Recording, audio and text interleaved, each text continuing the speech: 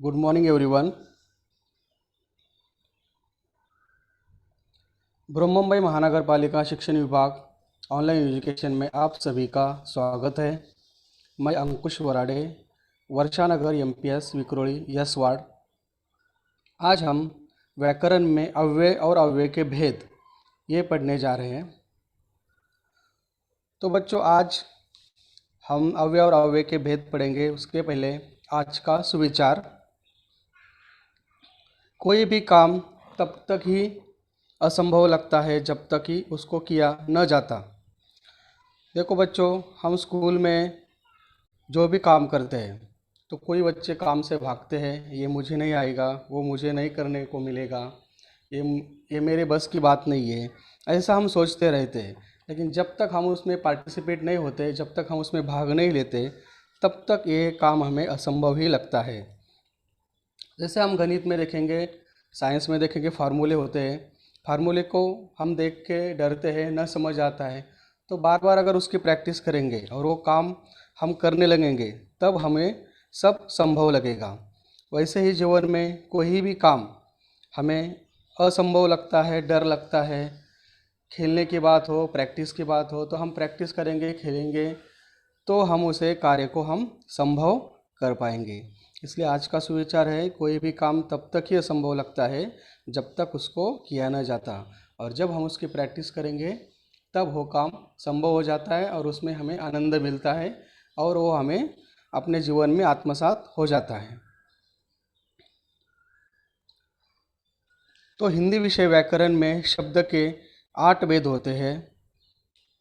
उसमें 2 प्रकार किए गए हैं, विकारी शब्द और अविकारी शब्द। तो अविकारी शब्दों को अव्यय शब्द कहते हैं। तो आज हम अव्यय शब्द का पाठ पढ़ेंगे। विकारी शब्द: विकारी शब्द में संज्ञा, सर्वनाम, विशेषण और क्रिया यह आती है। और अविकारी में क्रिया विशेषण अव्यय, समुच्चय बोधक अव्यय, संबंध बोधक अव्यय और विस्मयादिक बोधक अव्यय। अभी आपने इसके पहले संज्ञा, सर्वनाम, विशेषण और क्रिया ये पढ़ा है। संज्ञा के बारे में थोड़ा सा बताता हूँ। किसी व्यक्ति, पशु, पक्षी, वस्तु, स्थान, गुण, भाव आदि के नाम को संज्ञा कहते हैं। हमने संज्ञा में पिछले लेसन में देखा है कि वस्तु का नाम आता है, पशु का नाम आता है, स्थान का नाम आता है, उनके गुण का नाम आता है, गुण का भाव होता है। यदि हम सभी उसे संज्ञा कहते हैं। संज्ञा के अगर उदाहरण लिया जाए, महाराष्ट्र, हिमालय, फूल, कांटा, भीड़, परिवार, सोना, चावल, गेहूँ, ये सब संज्ञा के उदाहरण है। सर्वनाम: सर्वनाम जिन शब्दों का प्रयोग संज्ञा के शब्दों के स्थान पर किया जाता है उन्हें सर्वनाम कहते हैं। सर्वनाम संज्ञा की पुनरावृत्ति को रोकता है। संज्ञा का जैसे बार बार संज्ञा नाम आता है तो उसे वो रोकता है और उसके जगह पे मैं, मुझे, हम, हमें, तुम, तुमको, तुमसे ये शब्द उसके जगह यूज किया जाता है। विशेषण: विशेषण के बारे में भी हमने पढ़ा है कि जो शब्द संज्ञा या सर्वनाम शब्दों की विशेषता अर्थात उसके गुण, दोष, रूप, आकार, संख्या आदि के बारे में बताते हैं उन्हें विशेषण कहते थे। विशेषण उन शब्दों को कहा जाता है कि संज्ञा और सर्वनाम के बारे में ज़्यादा जानकारी देते हैं, उसे हम विशेषण कहते हैं। क्रिया विशेषण: क्रिया पिछले ही लेसन में मैंने आपको पढ़ाया है कि जिस शब्द से किसी कार्य के करने या होने का बोध होता है उसे क्रिया कहते हैं। तो ये 4 विकारी शब्द हैं। तो विकारी शब्द यानी लिंग, वचन और काल के अनुसार जो भी शब्द में बदल हो जाता है उसे विकारी शब्द कहते हैं। अभी अविकारी: अविकारी में अव्यय शब्द होते हैं जो किसी लिंग, वचन और काल के अनुसार बदलते नहीं। अभी अव्यय का अर्थ एक भी होता है कि जो खर्च न हो, अर्थात हमेशा अपने मूल रूप में ही रहे। हिंदी में कुछ ऐसे शब्द होते हैं जो हमेशा अपने मूल रूप से ही प्रयोग किए जाते हैं, जैसे और, लेकिन, अंतः, इसलिए, ऊपर, नीचे आदि इन शब्दों को अव्यय कहा जाता है। तो अव्यय आपको और बताने के लिए मैंने यहाँ पे कुछ उदाहरण लिए हैं। एक है शेर तेज भागता है, लोमड़ी तेज भागती है, राजू धीरे चलता है, हम सब धीरे चलते हैं। कुणाल आज पढ़ेगा, कुणाल को आज पढ़ना है, कुणाल ने आज पुस्तक पढ़ी है। जो तेज, धीरे और आज है, ये शब्द अविकारी है। तो अविकारी कैसे है देखते हैं। तो पहले एक और दूसरे वाक्य में देखिए, शेर तेज भागता है, लोमड़ी तेज भागती है। यहाँ पे मैंने लिंग परिवर्तन किया है। शेर पुल्लिंग है और लोमड़ी स्त्रीलिंग है। तो शेर तेज भागता है, लोमड़ी तेज भागती है। तो तेज जो शब्द है वो उसमें कोई बदलाव नहीं हुआ है, परिवर्तन नहीं हुआ है, वो अविकारी शब्द है। तीसरा वाक्य है राजू धीरे चलता है, हम सब धीरे चलते हैं। तो राजू एक वचन है और हम बहुवचन है। तो मैंने इन वाक्यों में वचन परिवर्तन किया है, फिर भी धीरे यह शब्द में कोई परिवर्तन नहीं हुआ है, वो जैसे कि वैसे ही है। पांचवा वाक्य देखते हैं, कुणाल आज पढ़ेगा। छठवां, कुणाल को आज पढ़ना है। सातवां, कुणाल ने आज पुस्तक पढ़ी। यहाँ पे मैंने काल परिवर्तन किया है। कुणाल आज पढ़ेगा यानी आज यानी भविष्य में, आज ही पढ़ेगा, लेकिन कब पढ़ेगा मालूम नहीं, लेकिन आज पढ़ेगा, इसमें भविष्य काल है। कुणाल को आज पढ़ना है, आज वो वर्तमान में कि आज उसको पढ़ना है, और कुणाल ने आज पुस्तक पढ़ी, ये भूतकाल हुआ कि उसने बुक पढ़ी है। तो भविष्यकाल, वर्तमान काल और भूतकाल तीनों काल परिवर्तन किया गया है, लेकिन आज यह शब्द में कोई बदलाव नहीं आया है, कोई परिवर्तन नहीं आया है, इसलिए उसे हम विकारी शब्द कहेंगे या अव्यय कहेंगे। तो इसकी परिभाषा अगर हम देखेंगे तो जिस शब्द में लिंग, वचन, काल आदि के कारण किसी प्रकार के परिवर्तन नहीं होते उसे अव्यय या अविकारी शब्द कहते हैं। तो आपको बच्चों समझ में आया होगा कि मैंने जो आपको 7 वाक्य दिए उसमें लिंग परिवर्तन किया है, वचन परिवर्तन किया है और काल परिवर्तन किया है। फिर भी तेज, धीरे और आज ये शब्द में कोई बदलाव आया नहीं, इसीलिए हम उसको अव्यय कहते हैं या अविकारी शब्द कहते हैं। अविकारी शब्द में पहले है क्रिया विशेषण अव्यय। जो अव्यय क्रियाओं की विशेषता बताते हैं उन्हें क्रिया विशेषण अव्यय कहते हैं। उदाहरण के लिए है, रोज सुबह दादी माँ उठाती है, चारों ओर सन्नाटा था, गुलाब का फूल बहुत सुंदर है और गीता मधुर गाती है। उपरोक्त वाक्यों में सुबह, चारों, बहुत और मधुर शब्द की विशेषता बताते हैं, अंततः उन्हें क्रिया विशेषण कहते हैं। क्रिया विशेषण अव्यय है। रोज सुबह दादी उठाती है, दादी उठाती लेकिन सुबह उठाती, तो जो क्रिया है माँ उठाती है तो उसकी वजह सुबह है, क्रिया ज़्यादा विशेष उसकी जानकारी देता है। सन्नाटा था लेकिन चारों ओर था, तो जो क्रिया सन्नाटा था उसके बारे में ज़्यादा विशेष माहिती चारों ओर। गुलाब का फूल सुंदर है लेकिन और उसकी विशेषता बताता है कि बहुत सुंदर है। गीता गाती है क्रिया है, लेकिन क्रिया से ज़्यादा उसे विशेष जानकारी देता है मधुर, इसीलिए सुबह, चारों, बहुत और मधुर यह क्रिया विशेषण अव्यय है। क्रिया विशेषण अव्यय के और 4 भेद होते हैं। क्रिया विशेषण अव्यय के 4 भेद हैं। कालवाचक क्रिया विशेषण, स्थानवाचक क्रिया विशेषण, परिमाणवाचक क्रिया विशेषण और रीतिवाचक क्रिया विशेषण है। तो क्रिया विशेषण के 4 भेद होते हैं। हम एक एक भेद के साथ उनकी परिभाषा और उनका उदाहरण के साथ देखते हैं। कालवाचक क्रिया विशेषण। काल ये शब्द में ही हमें काल के बारे में पता चलता है। जिन क्रिया विशेषण से क्रिया का होने के काल का बोध होता है उन्हें कालवाचक क्रिया विशेषण कहते हैं। जिन क्रिया विशेषण से हमें क्रिया के होने का काल उसके बारे में जानकारी मिलती है उसे कालवाचक क्रिया विशेषण कहते हैं। जैसे अब यानी अभी के काल में, जब, तब, कब, शीघ्र, पहले, पीछे, आज, कल, परसों, नित्य, कभी, तभी, तुरंत, सुबह, शाम, दोपहर, प्रतिदिन, रात भर, आज, काल और आदि। ये काल है।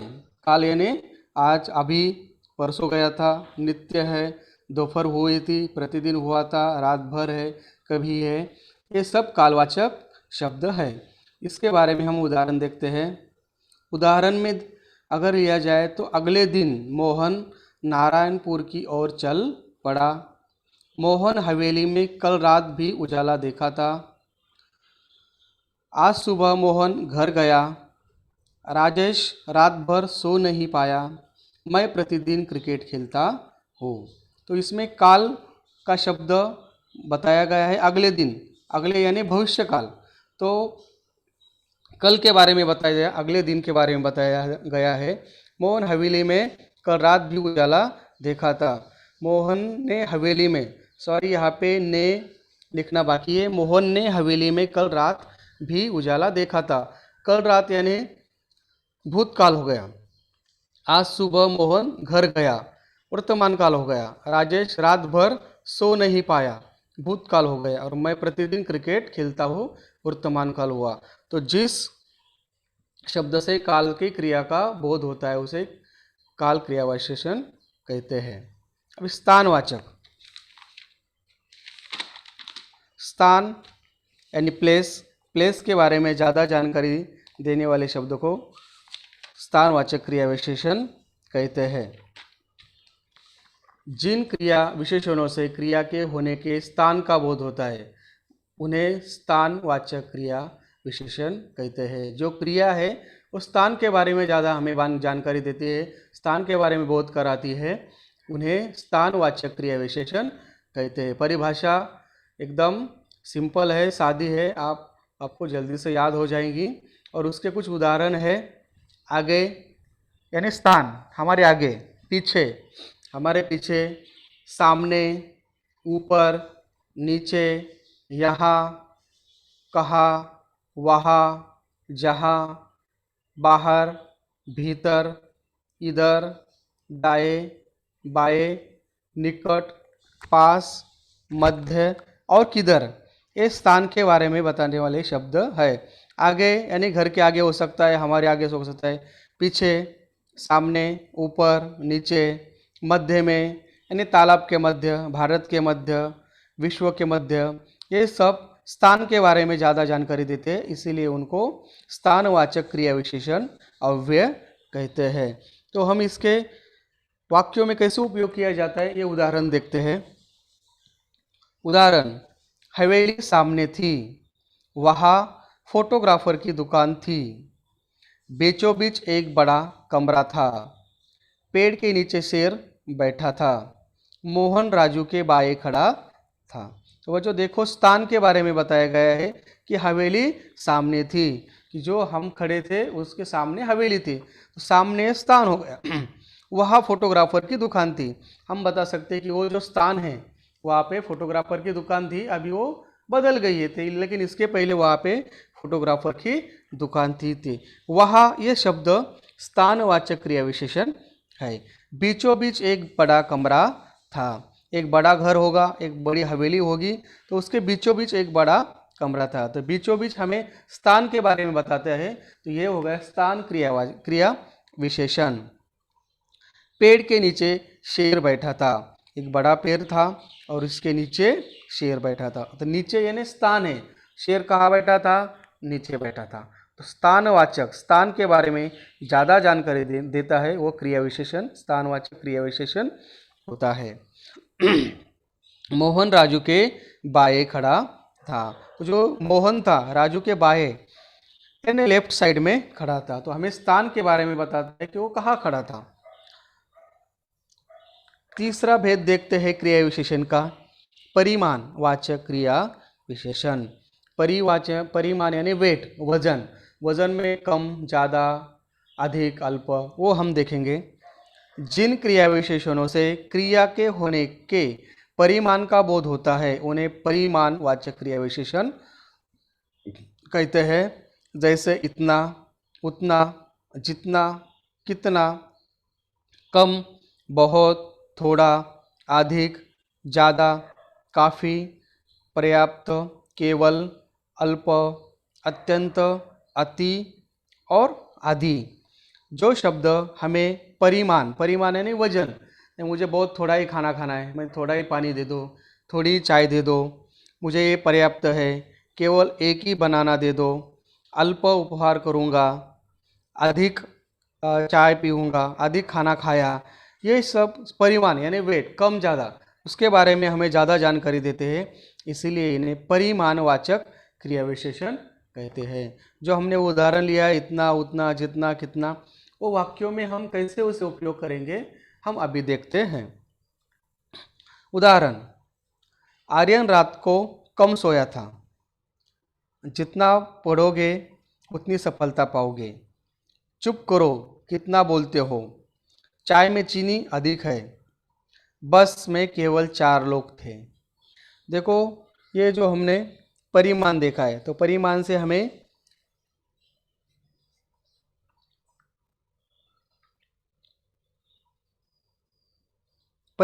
हमें कम ज़्यादा का बोध होता है। आर्यन रात को कम सोया था, तो यहाँ जो आर्यन लड़का है रात को कम सोया था। जितना पढ़ोगे उतनी सफलता पाओगे। आप जितना पढ़ोगे, जितना काम करोगे, जितना परिश्रम करोगे, उतनी क्या है, परिमाणवाचक क्रिया विशेषण शब्द है। तुम चुप करो, कितना बोलते हो। कितना यानी कम ज़्यादा, तो कितना बोलते हो तुम यानी ज़्यादा बोलते हो, तो ये परिमाणवाचक क्रिया विशेषण है। चाय में चीनी अधिक है। अधिक यानी हमें वस्तुस्थिति बताती कम ज़्यादा, तो चाय में चीनी अधिक है। बस में केवल यानी थोड़े ही लोग हैं, 4 ही लोग हैं, तो केवल यह परिमाणवाचक क्रिया विशेषण है। क्रिया विशेषण का चौथा भेद देखते हैं, रीतिवाचक क्रिया विशेषण। रीतिवाचक क्रिया विशेषण क्या होता है? जिन क्रिया विशेषण से क्रिया के होने की रीति का बोध होता है उन्हें रीतिवाचक क्रिया विशेषण कहते हैं। ऐसे, कैसे, जैसे, वैसे, जल्दी, धीरे धीरे, तेज, अचानक, एकाएक, कदाचित, शायद, चुपचाप, ध्यानपूर्वक, विनयपूर्वक, झटपट, चुपके चुपके, मत और आदि। रीति वाचक यानी जिन क्रियाओं से क्रिया के रीति का बोध होता है। तो इसे हम उदाहरण के साथ देखते हैं। राजू ने फटाफट कई फोटो खींच लिए। रीति यानी उसमें गति, फटाफट किया उसने काम। बीरबल की सारी बातें ध्यानपूर्वक सुनी। बीरबल ने जो बातें कुछ बताई तो ध्यानपूर्वक सुनी, ये रीति क्रिया विशेषण है। अचानक बारिश आई, तो बारिश कैसे आई? अचानक क्रिया हुई, कंटिन्यूस में अचानक हुआ, तो अचानक ही बारिश आई, तो अचानक ये रीतिवाचक क्रिया विशेषण हुआ। अशोक ने अपनी बात विनयपूर्वक रखी। विनयपूर्वक यानी अच्छे से रखी, शांति से रखी, तो विनयपूर्वक ये रीतिवाचक क्रिया विशेषण होगा। चोर चुपके से घर में घुसे, तो चुपके से रीतिवाचक क्रिया विशेषण हुआ। अभी हमने अव्यय में जो 4 प्रकार पढ़े थे, क्रिया विशेषण अव्यय, समुच्चयबोधक अव्यय, संबंधबोधक अव्यय और विस्मयादिक बोधक अव्यय, तो हमने क्रिया विशेषण के भी 4 भाग देखे हैं। कालवाचक क्रिया विशेषण, स्थानवाचक क्रिया विशेषण, परिमाणवाचक क्रिया विशेषण और रीतिवाचक क्रिया विशेषण। तो हमें अव्यय का दूसरा जो भाग है समुच्चयबोधक अव्यय। समुच्चयबोधक अव्यय यानी एक दूसरे से संबंध के साथ शब्द जोड़ा जाता है, तो उसकी हम परिभाषा देखते हैं। जो अव्यय एक वाक्य को दूसरे वाक्य से, एक शब्द समूह को दूसरे शब्द समूह से या एक शब्द को दूसरे शब्द से जोड़ते हैं उन्हें समुच्चय बोधक अव्यय कहा जाता है यानी कहते हैं। तो जो शब्द एक वाक्य को दूसरे वाक्य से जोड़ता है, उसमें दो वाक्य होते हैं और उसमें एक शब्द होता है, एक वाक्य से दूसरा वाक्य जोड़ा जाता है। एक शब्द समूह यानी दो तीन शब्द दूसरे शब्द समूह को जोड़ा जाता है, उसे समुच्चय बोधक अव्यय कहा जाता है। और एक शब्द को दूसरे शब्द से जोड़ते हैं, जैसे और, तथा, या, अथवा, किंतु, परंतु, लेकिन, क्योंकि, इसलिए। हम कहते हैं मुंबई और दिल्ली बड़े शहर है, तो और ये क्या हो गया है, समुच्चय बोधक अव्यय हो गया। मैं वहाँ पे जाने वाला था किंतु नहीं गया, तो किंतु ये दो वाक्यों को जोड़ा जाता है, तो इसीलिए उसे समुच्चय बोधक अव्यय कहा जाता है। उसके उदाहरण देखते हैं। बीरबल तुरंत समझ गए कि सेठ चेहरा बदलने में निपुण है। यहाँ पे बीरबल का उदाहरण दिया गया है। बीरबल तुरंत समझ गए कि सेठ चेहरा बदलने में निपुण है। एक वाक्य है बीरबल तुरंत समझ गए और दूसरा वाक्य है सेठ चेहरा बदलने में निपुण है। तो कि ये शब्द है समुच्चय बोधक अव्यय। दोनों वाक्यों को की ने जोड़ा है, की से संबंध किया है, इसलिए समुच्चय बोधक अव्यय की है। अकबर और बीरबल के किस्से बहुत प्रसिद्ध हैं। अकबर और बीरबल दोनों को और ये संबंध बोधक अव्यय शब्द में जोड़ा है, इसलिए और ये समुच्चय बोधक अव्यय है। अच्छे बच्चे बड़ों को जवाब नहीं देते, इसलिए मैं जवाब नहीं दूंगा। यहाँ पे दो वाक्य है, अच्छे बच्चे बड़ों को जवाब नहीं देते, और दूसरा वाक्य है मैं जवाब नहीं दूंगा। और ये दोनों वाक्यों को इसलिए ये शब्द ने बांध के रखा है, इसलिए उसे समुच्चय बोधक अव्यय कहते हैं। हम कभी नहीं रोएंगे। दूसरा वाक्य है सुनील भैया को सजा न दिए जाए, तो उसमें परंतु, हम कभी नहीं रोएंगे परंतु सुनील भैया को सजा न दिए जाए, तो हम कभी नहीं रोएंगे और सुनील भैया को सजा न दी जाए, ये दो वाक्यों को, ये दो शब्द समूहों को, ये शब्दों को जोड़ा है परंतु ये शब्द ने, इसीलिए उसे समुच्चय बोधक अव्यय कहा जाता है। यह अविकारी शब्द में तीसरा है संबंध बोधक अव्यय। जो अव्यय संज्ञा या सर्वनाम के बाद आकर उस संज्ञा या सर्वनाम का संबंध वाक्य दूसरे शब्दों के साथ जोड़ता है, उन्हें संबंध बोधक अव्यय कहते हैं। संबंध बोधक अव्यय में हमें संबंध शब्द में परिभाषा दिखाई जाता है कि एक दूसरे से संबंध जोड़ना। और यो परिभाषा अगर ध्यान से देखेंगे कि जो अव्यय संज्ञा या सर्वनाम के बाद आता है, संज्ञा और सर्वनाम के बारे में मैं आपको बताया है, संज्ञा नाम होता है, सर्वनाम संज्ञा के बारे में जो शब्द आता है वो सर्वनाम होता है। तो उसके बाद एक शब्द आता है वो दूसरे शब्द के साथ जोड़ता है, उसे संबंध बोधक अव्यय कहते हैं। जैसे के आगे, से पीछे, से पहले, के निकट, से दूर, के पास, के अंदर, से बाहर, से हिन, पर्यंत, तक, भर, के, सामने आदि, ये शब्द है संबंध बोधक अव्यय। इसके बारे में हम उदाहरण के साथ देखते हैं। उदाहरण, सेठ काम करने के बाद भी पैसा नहीं देना चाहता था। एक बार अकबर बीरबल के साथ सैर कर रहे थे। आपकी मिसाइल अभी तक आपके सामने है। चिंकी चूहिया पेड़ के नीचे बिल बनाकर रहती थी। तो इस उदाहरण में सेठ काम करने के बाद भी पैसा नहीं देना चाहता था, के बाद यह संबंध बोधक अव्यय है। एक बार अकबर और बीरबल के साथ सैर करते थे। के साथ, ये अकबर और बीरबल सर्वनाम है, संज्ञा है, उसके बाद शब्द है के साथ। आपकी मिसाइल अभी आपके सामने है, आप ये सर्वनाम है और के सामने ये संबंध बोधक अव्यय है। चिंकी चूहिया पेड़ के नीचे बिल बनाकर रहती थी। तो चिंकी, चूहिया और पेड़, ये क्या है, संज्ञा है, और के नीचे, तो उनसे साथ में शब्द आया है इसलिए संबंधवाचक अव्यय है। तो सेठ काम करने के बाद भी पैसा नहीं देना चाहता था, उसमें के बाद है। एक बार अकबर बिरबल के साथ सैर कर रहे थे, के साथ है। आपकी मिसाइल अभी तक आपके सामने है, के सामने है। और चिंकी चुईया पेट के नीचे बिल बना कर रही थी।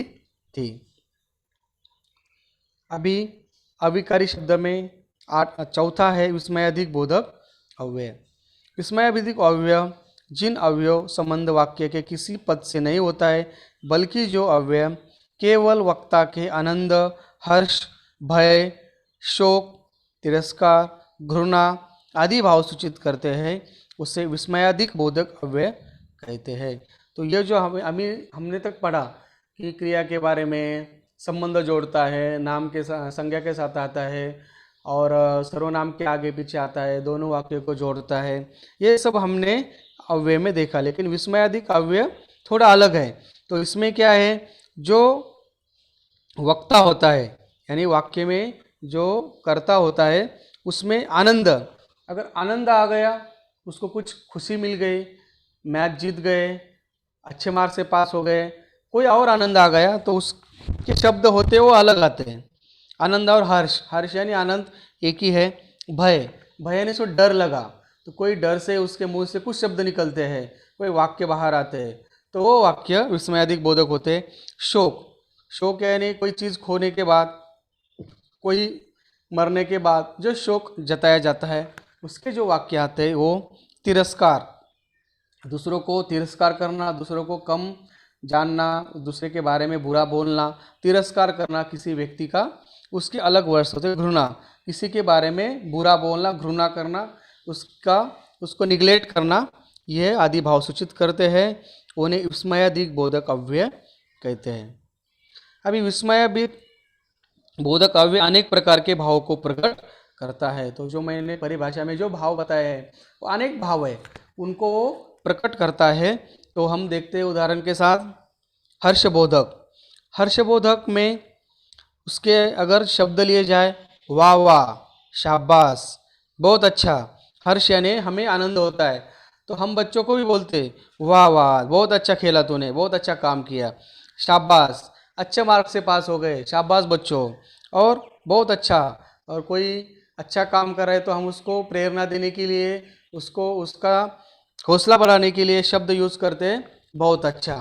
तो शाबाश, इसी प्रकार से आगे बढ़ते रहो। कोई बच्चों ने अच्छा काम किया तो टीचर कहते हैं शाबाश बच्चों, इसी प्रकार से आगे बढ़ते रहो। शोक बोधक, शोक यानी दुख हो जाना, तो दुख में शब्द है हाय, ओ, हे राम। तो यहाँ पे हाय, अरे हाय कितना अच्छा आदमी था, मर गया, ओ नो, ऐसा बोलते हैं हम। और हे राम, हे राम वह सड़क दुर्घटना में मारा गया। तो हे राम, ओहो, हाँ, ये शब्द हमारे कैसे मुंह से निकलते हैं कि कोई घटना दुर्घटना होती है, शोक होता है, तो भी हम वो विस्मयाधिक बोधक शब्द हमारे आते हैं। तो हे राम वह सड़क दुर्घटना में मारा गया, तो एक आदमी था, वो सड़क दुर्घटना में मारा गया, तो हमारे मुंह से, वक्ता के मुंह से ऐसे शब्द बाहर आते, हे राम। तो शोक वाचक विस्मयाधिक बोधक अव्यय है। घृणा, घृणा यानी दूसरों को बारे में छी छी छी, थू, छी छी छी, छी कितनी गंदगी यहाँ। घृणा यानी हमें किलस साथ याद देती है, और दूसरे के बारे में यानी कोई वस्तुस्थिति के बारे में हमें अच्छा नहीं लगता है, तो छी कितनी गंदगी यहाँ पे। तो घृणा बोधक विस्मयाधिक बोधक अव्यय है। भय बोधक, भय, हमें कोई डर लगता है तो डर के है बाप रे, ओ, हाय। तो इसमें एक उदाहरण है, ओ कितना बड़ा सांप है। तो कोई भी चीज़ हमारे मन में भय निर्माण करती है, डर लगता है, एक्सीडेंट होता है, सांप आ जाता है, शेर सामने आ जाता है, ये जब होने के बाद हमें डर लगता है तो बाप रे, ओ, हाय। और इसमें मैंने एक उदाहरण दिया है, ओ कितना बड़ा सांप है। सांप को देख के हमारे मुंह से अपने आप शब्द निकल जाते हैं। एक है विस्मय बोधक, अरे, हे, सच, अरे शैली ने वो तो प्रतियोगिता जीत ली। तो ये हमें मालूम नहीं रहता है कि ये ऐसा हो जाएगा, और ये घटना घट जाती है। तो ये जो शब्द हम यूज करते हैं वो विस्मय बोधक करते हैं। अरे शैली ने वो प्रतियोगिता जीत ली, तो हमें कॉन्फिडेंट नहीं था, कि हमें नहीं लग रहा था कि शैली ये प्रतियोगिता जीत जाएगी, लेकिन ये शैली नाम की लड़की उसने तो प्रतियोगिता जीत ली है। तो हमारे वक्ता यानी हमारे से शब्द निकलते अरे, है और सच। हम बोलते सच तूने मार्क्स पा लिए, तो हमें गारंटी नहीं थी तो उसने मार्क पाएगा, वो पास हो जाएगा। तो हमारे मुंह से निकल सच तूने कर दिखाया, सच तूने मार्क्स पा लिए, सच आप आ गए। तो हमें उसकी गारंटी नहीं रहती, तो लेकिन वो हो जाता है। तो उसमें जो शब्द बाहर निकलते हैं वो विस्मयादिक बोधक अव्यय के शब्द होते हैं। क्रोध, क्रोध यानी गुस्सा। आपको मालूम है टीचर जब गुस्सा करती है, घर के बड़े गुस्सा करते हैं, कोई एक दूसरे के ऊपर गुस्सा करता है, तो एक दूसरे को हम शब्द यूज करते हैं, चुप, हटो, धत, ये शब्द है। तो इसमें अगर वाक्य में उसका प्रयोग किया जाए तो चुप रहो, जब देखो बकबक करते रहते हो। कोई अगर छोटा बच्चा है और कंटिन्यूसली बातें करता रहता है और घर में किसी को काम है तो उस काम में व्यत्यय आ जाता है, तो उसके ऊपर क्रोध दिखाते, गुस्सा दिखाते। चुप रहो जब देखो बकबक करते रहते हो, हटो यहाँ से, मुझे बाहर जाने दो, धत यहाँ से निकलो। तो ऐसे जो अलग अलग शब्द है हम वाक्यों में यूज करते हैं, तो उसे क्रोधवाचक भाव दिखाता है, और यह है विस्मयादिक बोधक अव्यय। तो अभी तक बच्चों हमने 4 विकारी शब्द, अविकारी शब्द अव्यय देखा है।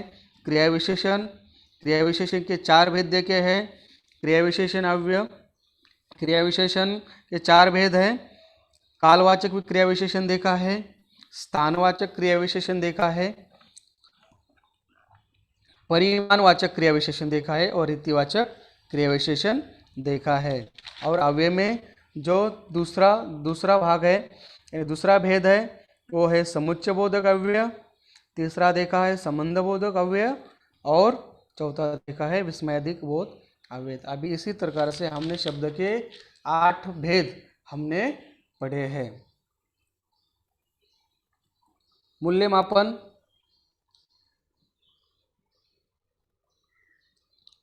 निम्नलिखित वाक्यों में प्रयुक्त अव्यय रेखांकित करें।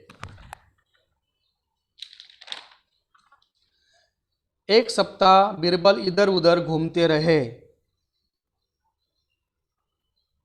आपको बताना है कि क्रिया विशेषण अव्यय है कि विस्मय बोधक है या समुच्चय बोधक है, ये आपको बताना है। क्रिया विशेषण के 4 जो भाग है उसमें से सिर्फ क्रिया विशेषण है वो बताना है आपको। एक सप्ताह बीरबल इधर उधर घूमते रहे। इधर उधर, हाँ, इधर उधर यह क्रिया विशेषण अव्यय है। तो एक सप्ताह बीरबल इधर उधर घूमते रहे, तो इधर और उधर ये जो शब्द है वो क्रिया विशेषण अव्यय है। मित्र परिवर्तन सृष्टि का नियम है।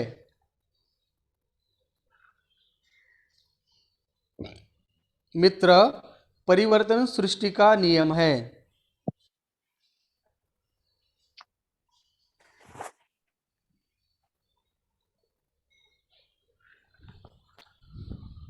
सृष्टि, नहीं बेटा, मित्र, हाँ मित्र, मित्र विस्मयादि बोधक अव्यय है। माँ आज अस्पताल जाएगी।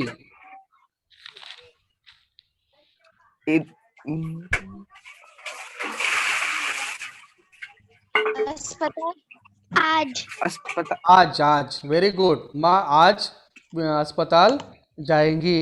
ये क्रिया विशेषण है, कालवाचक, यानी आज के बारे में बताते हैं। आज ये क्रिया विशेषण अव्यय है। रघु ने अगली सुबह मामा जी से कैमरा ले लिया। सुबह, सुबह, वेरी गुड, सुबह। एक क्रिया विशेषण कालवाचक क्रिया विशेषण के बारे में बताया जाता है।